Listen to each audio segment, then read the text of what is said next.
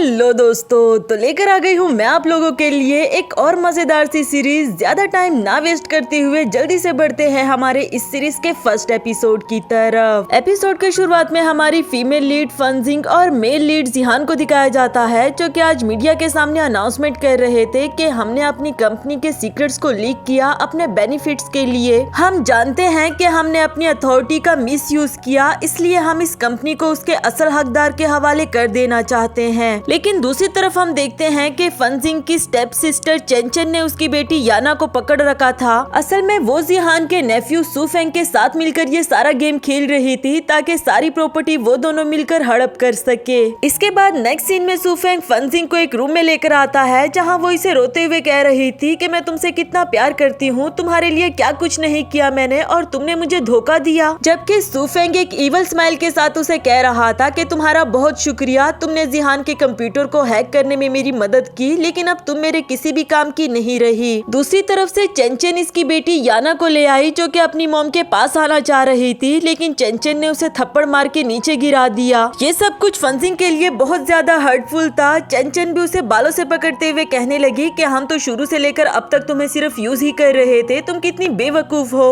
तब तक दूसरी तरफ से जिहान पहुंच आया इन दोनों को बचाने के लिए। सुफेंग को एक लात मारकर दूर फेंक देता है और फिर अपनी वाइफ को उठाने लगा। इधर अपनी बेटी को बेहोशी की हालत में देखकर तो उसे बहुत ही ज्यादा गुस्सा आ जाता है और सुफेंग को बुरी तरह से मारना शुरू कर दिया। लेकिन फनजिंग को चेंचन से बचाने के चक्कर में जिहान भी मारा गया। वो दोनों ही बुरी तरह से जख्मी हो चुके थे। जबकि सुफेंग याना को उठाकर अपने साथ ले जाने लगा अपने बेनिफिट्स के लिए और इन दोनों से कहता है कि आज के बाद तुम दोनों की कहानी खत्म हुई। फिर तेल छिड़क कर आग लगाते हुए वहाँ से चले जाते हैं। इसी के साथ फनजिंग को होश आया और वो जिहान का नाम चिल्लाते हुए जाग जाती है। जिहान उसके पास ही बैठा हुआ था। फनजिंग तो उसे सही सलामत देखकर खुश हो जाती है, जबकि जिहान ने उसे डाइवोर्स पेपर्स पकड़ाए कि ये लो, मैंने इस पर साइन कर दिया है। वो बोली कि नहीं, मुझे डाइवोर्स नहीं चाहिए, प्लीज तुम मेरी एक्सप्लेनेशन तो सुनो। इसी दौरान जब उसने डाइवोर्स पेपर पर डेट देखी तो वो आज से 4 साल पहले की थी। यहाँ उसे रियलाइज हुआ कि मैं पास्ट में आ गई हूँ और मुझे एक और मौका मिला है अपनी गलतियों को सुधारने का। खुशी के मारे उसने ऊंचा ऊंचा हंसना शुरू कर दिया। इधर जिहान गुस्सा होते हुए कहने लगा कि ये क्या पागलों वाली हरकतें कर रही हो, पहले तुम्हें डाइवोर्स चाहिए था, अब तुमने पेपर्स को फेंक क्यों दिया है। फनजिंग को तो उसका गुस्सा भी बुरा नहीं लगा। वो उठकर उसे किस कर देती है, जबकि जिहान खुद को दूर करते हुए कहने लगा कि आप कौन से नए खेल खेल रही हो तुम मेरे साथ। जब से हमारी शादी हुई है मैंने तुम्हें बहुत बर्दाश्त कर लिया, लेकिन अब मजीद बर्दाश्त नहीं कर सकता। फनजिंग बोली कि इस बार मैं सिंसियर हूँ, तुम कुछ भी कर लो लेकिन मैं तुमसे दूर नहीं जाऊंगी। साथ ही हमें फ्लैशबैक का सीन दिखाया गया, जहाँ फनजिंग अपने एक्स बॉयफ्रेंड सुफेंग को याद करके रो रही थी, ये कहते हुए कि सुफेंग मैं तुम्हारे पास आना चाहती हूँ, प्लीज अपने अंकल से कहो कि वो मुझे डाइवोर्स दे दे। जबकि जिहान उसे डाइवोर्स इसलिए नहीं दे पा रहा क्योंकि इस वक्त उन दोनों की बेटी याना भी थी।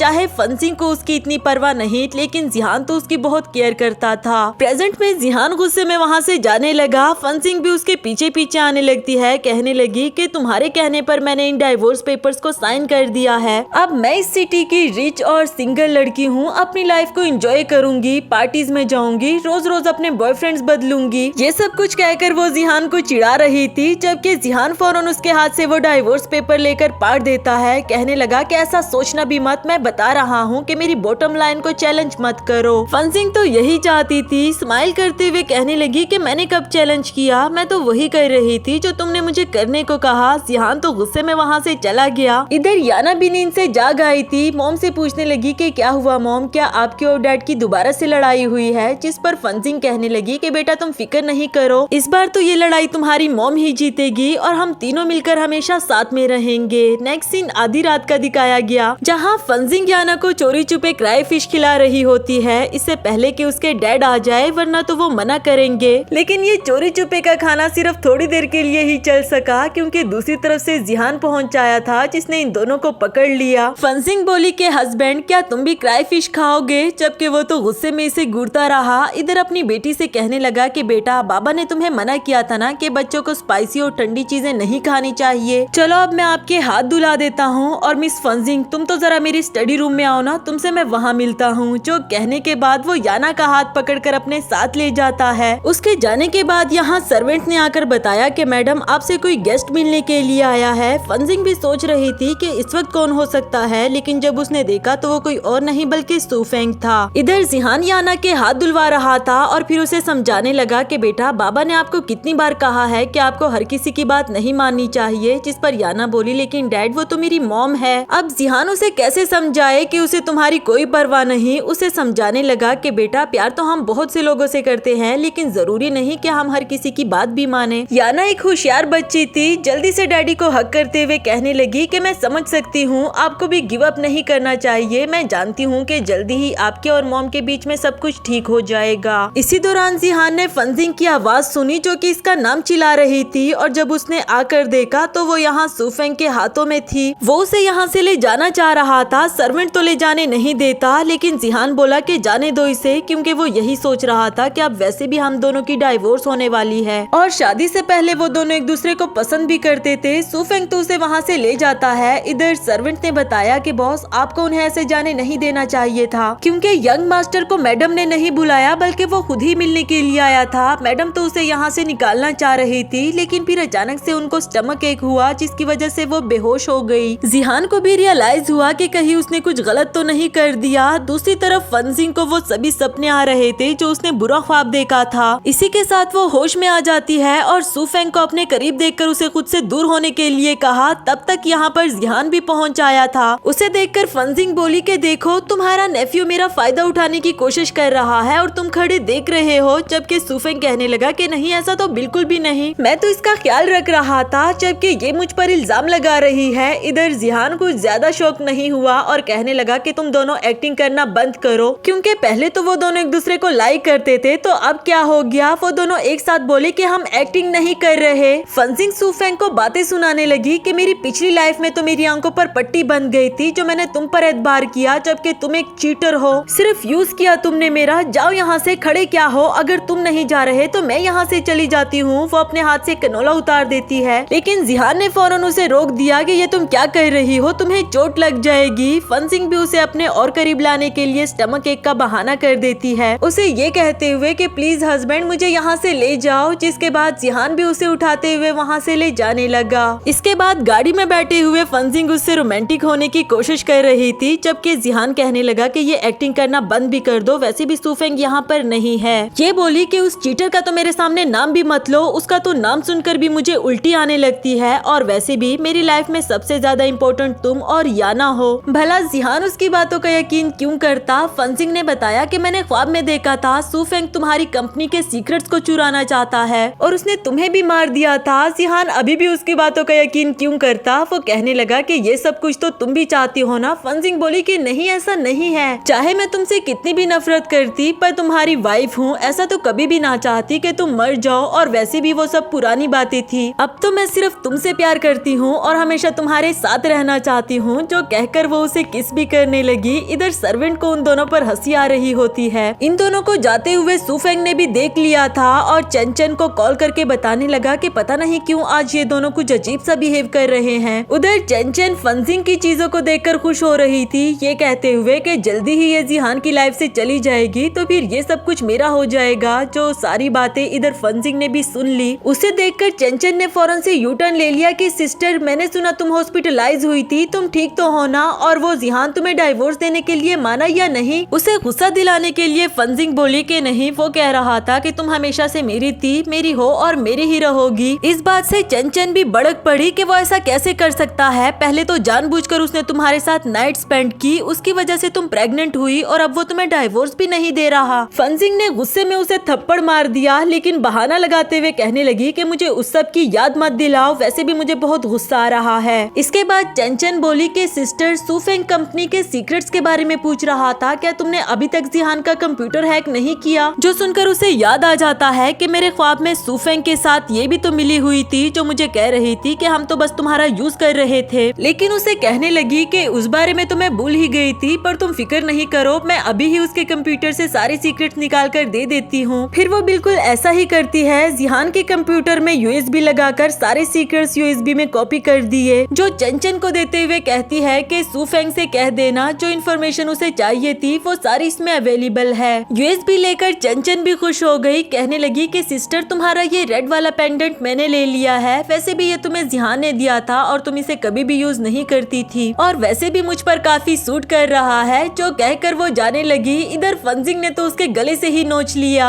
ये कहकर कि जब याना पैदा हुई थी ये तब मेरे हस्बैंड ने मुझे गिफ्ट किया था, ये हम तीनों के साथ होने की निशानी है जो मैं कभी भी तुम्हें नहीं दे सकती। अब ये तो चैन चैन के प्लान के अगेंस्ट हो रहा था। कहने लगी कि सिस्टर कहीं तुम जिहान की बातों में तो नहीं आ गई हो, देखो प्लीज उसकी बातों में मत आना, सुफेंग अभी भी तुम्हारा वेट कर रहा है। दूसरी तरफ याना ने उसे वाटर गन से शूट करना स्टार्ट कर दिया कि यू बैड आंटी, आप मेरे मॉम डैड को अलग करना चाहती हो, फौरन हमारे घर से बाहर चली जाओ। चैन को बहुत ज्यादा गुस्सा आ जाता है, वो याना को मारने के लिए अभी आगे बढ़ने ही वाली थी कि फंजिंग ने उसे नीचे गिरा दिया, ये कहते हुए कि खबरदार अगर तुमने मेरी बेटी को हाथ भी लगाया तो। चैन को समझ नहीं आती कि फंजिंग अचानक से इतनी ज्यादा कैसे बदल गई। वो कहती है कि देखो तुम जो कुछ भी कर रही हो बाद में तुम डिसअपॉइंट होगी, तुम ठीक नहीं कर रही। खैर उसे तो माँ बेटी दोनों ने भगा दिया, लेकिन इधर चुपके से जिहान भी ये सब कुछ देख और सुन रहा था। उसे भी समझ नहीं आती कि अचानक से फंजिंग इतनी कैसे बदल गई। काफी देर तक वो स्टडी रूम में बैठकर इस बारे में सोचता रहा कि क्या फंजिंग मेरे साथ कोई नया खेल खेलना चाह रही है। दूसरी तरफ याना भी कहती है कि मॉम अब आप कितनी अच्छी हो गई है ना, जिस पर फंजिंग कहने लगी कि बेटा मैं पास्ट में बैड मॉम जरूर थी, लेकिन अब वादा करती हूँ कि आइंदा ऐसा कभी भी नहीं होगा, मैं हमेशा के लिए तुम्हारा ख्याल रखूंगी, तुम्हारे पास रहूंगी। याना भी खुश हो जाती है। इसी के साथ हमारा ये वाला एपिसोड खत्म हुआ।